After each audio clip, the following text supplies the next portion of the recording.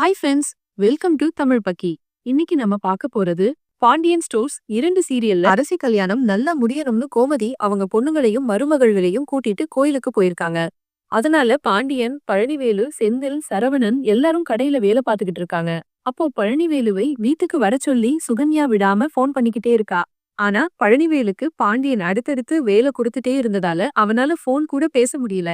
ஆனாலும் சுகன்யா பழனிவேலுவுக்கு ஃபோன் பண்ணி வீட்டுக்கு வர சொல்லி டார்ச்சர் பண்ண ஆரம்பிச்சுட்டா. வேற வழியே இல்லாம பழனிவேலு வீட்டுக்கு போறான். அங்க போனதும் வழக்கம் போல வார்த்தைகளால பழனிவேலுவோட மனச கஷ்டப்படுத்துறான். இந்த குடும்பத்துக்காக நான் மட்டும் ஏன் எல்லா வேலையும் பார்க்கணும்? நீங்க தான் கடையில எடுபிடி வேலை பாக்குறீங்கன்னா நானும் வீட்டு வேலைய பார்த்து வேலைக்காரியா இருக்கணுமா? சண்டை போட ஆரம்பிச்சுட்டா. உடனே பழனிவேலு நான் என்ன பண்ணன்னு கேக்கும்போது எல்லா வேலையும் நீங்க தான் பாக்கணும்னு ஒரு தண்ணி கொடுத்து தண்ணி எடுக்க சொல்றா. அடுத்ததா எல்லா காய்கறியையும் கொடுத்து வெட்டச் சொல்லி வீடு பெருக்கி தொடச்சு பழனிவேலுவை வேலைக்காரன் மாதிரி வேலை வாங்குறா. பழனிவேலு பாவம் போல எல்லா வேலையும் பாத்துக்கிட்டு இருக்கும்போது சரவணன் வந்துடுறான். அப்போ அடுப்பாங்கரையில இருந்து சுகன்யா பழனிவேலுவ ரொம்ப மத்தமா திட்டிட்டு இருக்கிறத சரவணனும் கேட்டுடுறான். பிறகு சரவணன் வந்துட்டான்னு தெரிஞ்சதும் சுகன்யா அப்படியே நல்லவள் மாதிரி நடிக்க ஆரம்பிச்சிட்டா. பழனிவேலுவுக்கு மரியாதை கொடுத்து பேச ஆரம்பிச்சிட்டா.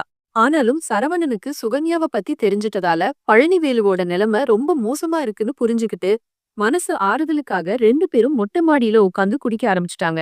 நிச்சயமா சுகன்யாவோட சுயரூபத்தை தெரிஞ்சுக்கிட்ட சரவணன் செந்தில்கிட்டையும் கதிர்கிட்டையும் சொல்லி பழனிவேலுவ காப்பாத்தணும். இது மட்டும் இல்லாம பாண்டியனும் பழனிவேலுவ புரிஞ்சுக்காம ஒரு பக்கம் டார்ச்சர் பண்றான். அதாவது சுகன்யா கொடுத்த வேலைய பாத்துக்கிட்டு இருக்கிற பழனிவேலுக்கு பாண்டியன் ஃபோன் பண்ணி ஏன் இன்னும் கடைக்கு வரலன்னு திட்டுறான். பழனிவேலனால உண்மைய சொல்ல முடியாத சூழ்நிலையால பாண்டியன் மச்சான்னு கூட பார்க்காம மட்டமா திட்டிடுறான். இத்தனை வருஷமா அந்த குடும்பத்துல இருந்து கஷ்டப்பட்ட மச்சானையும் பாண்டியன் புரிஞ்சுக்கல.